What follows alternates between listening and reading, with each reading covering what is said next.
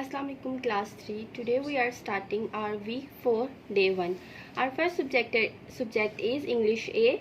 We are doing unit number 2 the wooden bowl. In previous lecture we have completed our 3 questions, question number 1, 2 and 3. Today we have to do question number 4, 5 and word sentences. You have to ready your copy like this and start writing question number 4. Why did Kurt hand shake? Kurt जो था उसके hand क्यों shake करते थे या कांपते थे? Kurt's hand used to shake because he was old, क्योंकि वो बूढ़ा हो गया था इसलिए उसके हाथ कांपते थे. Question number 5 is why was William making a wooden bowl? William जो था वो वुडन बाउल क्यों बना रहा था? उसका आंसर है William was making a wooden bowl to give his parents when they grow old. वो ये वुडन बाउल अपने पेरेंट्स के लिए बना रहा था कि जब वो बूढ़े हो जाएंगे तो वो उनको देगा. Next moving on to word sentences. Word सबसे फर्स्ट वर्ड है नोड ऑफ. नोड ऑफ का मतलब होता है नींद में या वैसे ही जब आपका सर ऐसे झूमता है नीचे आता है उसको हम नोड ऑफ कहते हैं, या नींद में ऊँघना. He used to nod off during the English class. वो इंग्लिश क्लास के दौरान उसको ऊँघने की आदत थी. Second is fetch. The boys saw him and ran to fetch his shoes. Fetch का मतलब होता है छीनना या खींचना अपनी तरफ. Third is earned. Ali earned this job. Earn का मतलब कोई चीज़ जो आपको हलाल तरीके से मिली हो या आपने कमाई हो, तो अली ने अपनी काबिलियत के तौर पे ये जॉब जो है वो कमाई थी.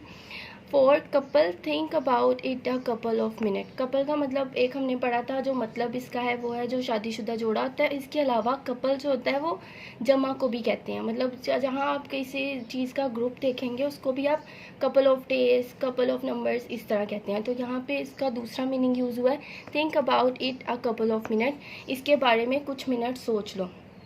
Fifth is complain. He work hard but he never complains. Complain का मतलब होता है शिकायत किसी चीज़ के बारे में, जब आप नाखुश होते हैं उसको बताना. इसका सेंटेंस है उसने बहुत मेहनत की लेकिन कभी भी शिकायत नहीं की. तो आपने ये क्वेश्चन आंसर अपनी कॉपी पे लिखने हैं, वर्ड सेंटेंसेस भी, और जो पीछे 3 क्वेश्चन हमने किए थे वो, और ये याद भी करने हैं अच्छी तरह. Our next subject is science. We are doing unit number 2 health and safety. Today we have to do question number 3, 4 and 5. Question number 3 is why should we eat a balance diet. हमें balance diet क्यों खानी चाहिए, क्यों ज़रूरी है हमारे लिए? उसका आंसर है we need to eat a balance diet to stay healthy. Balance diet जो है वो हमें हेल्दी रहने में हेल्प करती है, इसीलिए वो हमें अपनी डेली लाइफ में खानी चाहिए. Question number 4 is how much sleep should on 8-year-old have every night. अब 8-year-old का जो बच्चा है उसे कितनी नींद की ज़रूरत होती है daily? Answer is an 8-year-old usually need about 10 hours of sleeping every night. अब जो 8 साल का बच्चा है उसे तकरीबन 10 घंटे रोज़ सोना चाहिए, ये उसकी बॉडी के लिए ज़रूरी है. Question number 5 is why do we need exercise regularly. What are some exercises you can do it stay healthy. हमें को एक्सरसाइज हमारे लिए क्यों ज़रूरी है डेली करना, और कौन सी ऐसी एक्सरसाइज है जो हम डेली इजीली कर सकते हैं? Answer is exercise makes the bone and muscle strong. Exercise जो है वो हमारी हड्डियों को और हमारे मसल्स को स्ट्रॉन्ग करती है. It also lead to better health, और ये हमारी सेहत को अच्छा करती है. पीपल में suggest a range of sports and particular exercise.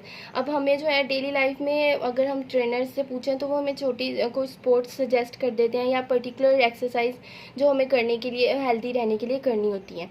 ये क्वेश्चन आंसर आपने अपनी कॉपी में लिखने हैं, और जो पीछे भी हमने किए हैं वो सारे याद भी करने हैं ज़ुबानी. Our next subject is math. We are doing exercise 2E. Today we have to do page number 96, question number 14, divide. Our first question is 2 divided by 296. अब जैसे हमें पता है कि जो हमारे पास बाहर होती है रकम, हमें उसका टेबल पढ़ना होता है जब अंदर वाले सॉल्व करने के लिए. तो हम 2 का टेबल पढ़ेंगे. 2 के टेबल में 2 1 ज़ा 2, ये आपका यहाँ पे अब जब हम इससे माइनस करेंगे 0 आ जाएगा, तो 0 हम नहीं लिखते हैं, आगे हम ले लेंगे 9. 2 के टेबल पे 9 नहीं आता, क्या आता है? 2 4 ज़ा 8. यहाँ पे हम 8 लिख देंगे. जब हम इन्हें माइनस करेंगे तो यहाँ बचेगा हमारे पास 1. उसके बाद 6 यहाँ से ऊपर से नीचे आएगा, 16 हो जाएगा. अब 2 के टेबल पे 16 आता है. 2 8 ज़ा 16. ये आपका यहाँ पे जब इसे माइनस करेंगे ये हो जाएगा आपका रिमाइंडर, और ये आपका आंसर 148. उसी तरह नेक्स्ट क्वेश्चन है हमारे पास. हम सेकंड वाला भी सेम पैटर्न से होगा, हम थर्ड वाला करेंगे. उसमें है हमारे पास 3 डिवाइडेड बाय 65 1। अब हमें फिर 3 का टेबल पढ़ना है। सबसे पहले हम 6 को सॉल्व करेंगे। 3 2 ज़ा 6, ये आपका माइनस हो जाएगा, 0 आ जाएगा। आगे हमारे पास है 5। अब 3 के टेबल पे 5 नहीं आता, और 5 से सबसे छोटी जो रकम हमारे पास आती है वो है 3। यहाँ पे हम लिखेंगे 3 1 ज़ा 3। अब जब इनसे माइनस करेंगे यहाँ हमारे पास आ जाएगा 2। अब ये वाला 1 हम नीचे लाएंगे इसको यहाँ पे, तो 21 आ जाएगा। 3 के टेबल पे 21 आता है। 3 7 ज़ा 21, ये आप इसे माइनस करेंगे, 0 आ जाएगा। ये आपका रिमाइंडर हो जाएगा। उसके बाद आपके 3 हो जाएगा। 4th वाला आपका सेम इसी पैटर्न से है। नेक्स्ट हम करेंगे 5 वाला। उसमें हमारे पास है 2 डिवाइडेड बाय 458। अब अगेन 2 का टेबल पढ़ेंगे। 2 2 ज़ा 4, यहाँ पे माइनस होके 0 आ जाएगा। नेक्स्ट हमारे पास है 5। 2 के टेबल पे 5 नहीं आता, 4 आता है। 2 2 ज़ा 4, जब हम इसे माइनस करेंगे 1, यहाँ से 8 को हम लाएंगे नीचे, 18। 2 के टेबल पे 2 9 ज़ा 18, ये आपका अगेन इसी पैटर्न से आपको ये सारे क्वेश्चन अपनी कॉपी पे सॉल्व करने हैं। इसी तरह जो हमारे पास बाहरी रकम होगी, जैसे आपके पास ये जो n वाला है उसमें आपके पास टेबल यहाँ पे है। n में हमारे पास है 8 डिवाइडेड बाय 896। अगेन सबसे पहले हम फर्स्ट वाला करेंगे। 8 का टेबल हमें पढ़ना है। 8 1 ज़ा 8, यहाँ आ जाएगा। नेक्स्ट हमारे पास 9 है। अब 8 के टेबल पे 9 नहीं आता, 8 आता है, तो 8 1 ज़ा अगेन यहाँ 8 आ जाएगा। इन्हें हम माइनस करेंगे, हमारे पास 1 आ जाएगा, और यहाँ से हम 6 लाएंगे नीचे। अब 8 के टेबल पे 16, 8 2 ज़ा 16, ये हमारे पास 0 हो जाएगा रिमाइंडर, और ये आपका आंसर हो जाएगा। इसी पैटर्न से आपने बाकी सारे भी अपनी कॉपी पे ऐसे ही सॉल्व करने हैं। जो अमाउंट हम सॉल्व कर रहे हैं उसको एज इट इज़ नीचे लाना है और इसको सॉल्व करते जाना है।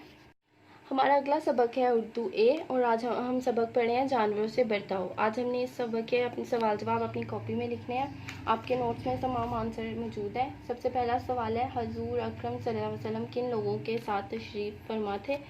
आप सल्लल्लाहु अलैहि वसल्लम अपने सहाबा रज़ी अल्लाह तआला अन्हु के दरमियान तशरीफ़ फरमा थे। क्वेश्चन नंबर 2 इस सहाबा रज़ी अल्लाह तआला ने क्या सवाल किया? जवाब है इसका, सहाबा रज़ी अल्लाह तआला अन्हु ने सवाल किया, या रसूलुल्लाह सल्लल्लाहु अलैहि वसल्लम क्या जानवरों के साथ अच्छा सलूक करने पर भी हमें सवाब मिलेगा? क्वेश्चन नंबर 3 है, हजूर सल्लल्लाहु अलैहि वसल्लम ने अच्छा सलूक करने के लिए मिसाल के तौर पर किन जानवरों का जिक्र किया? जवाब है, हजूर सल्लल्लाहु अलैहि वसल्लम ने अच्छा सलूक करने के लिए कुत्ते, बिल्ली और ऊँटनी की मिसाल दी। इसके बाद क्वेश्चन नंबर 5 है, हजूर सल्लल्लाहु अलैहि वसल्लम ने लोगों को क्या नसीहत दी? हजूर सल्लल्लाहु अलैहि वसल्लम ने लोगों को जानवरों के साथ अच्छा सलूक करने की नसीहत दी। आपने इस तरह अपनी कॉपी को रेडी करके ये सारे सवाल लिखने हैं। और जो क्वेश्चन नंबर 4 है आपकी बुक में, क्या आपने कभी किसी जानवर से अच्छा सलूक किया है? अगर हाँ तो कब और कैसे? अगर नहीं तो क्या आप किसी को ऐसा करते देखा है? 2 या 3 जुमलों में जवाब लिखिए। इस क्वेश्चन को आपने अपनी कॉपी पे होमवर्क लिखकर खुद से सॉल्व करना है, इसका आंसर लिखना है, और इन सारे क्वेश्चंस को आपको याद भी करना है। हमारा अगला सबक है इस्लामियात। इसमें हम पढ़े हैं कुरान मजीद। हमने इसके सवाल जवाब पिछले सारे लेक्चर्स में कंप्लीट कर लिए हैं। आज हमने करने हैं दुरुस्त जवाब पर सही का निशान लगाएं और दिए हुए अल्फाज की मदद से खाली जगह पूरी करें। सबसे पहले है दुरुस्त जवाब पर सही का निशान लगाएं। कुरान मजीद कब नाजिल हुआ? आपके नोट्स में इसके आंसर मेंशन किए हुए हैं, 27 रमज़ान मुबारक को। दूसरा है, कुरान मजीद कितनी मुद्दत में नाजिल हुआ? 23 साल की मुद्दत में। तीसरा है, कुरान मजीद का मौजू क्या है? इंसान। उसके बाद अगला है, दिए हुए अल्फाज की मदद से खाली जगह पुर करें। कुरान अरबी ज़ुबान का लफ्ज़ है जिसके मायने हैं बार बार पढ़ी जाने वाली किताब। कुरान मजीद अल्लाह की नाजिल करदा आखिरी किताब है। थर्ड है, जब कुरान पढ़ा जाए तो तवज्जो से सुना करो और ख़ामोश रहो। फोर्थ है, कुरान पढ़ने के लिए पाक साफ़ यानी बावज़ू होना बहुत ज़रूरी है। फिफ्थ है, कुरान तमाम इंसानियत के लिए एक मुकम्मल ज़ाब्ता हयात है।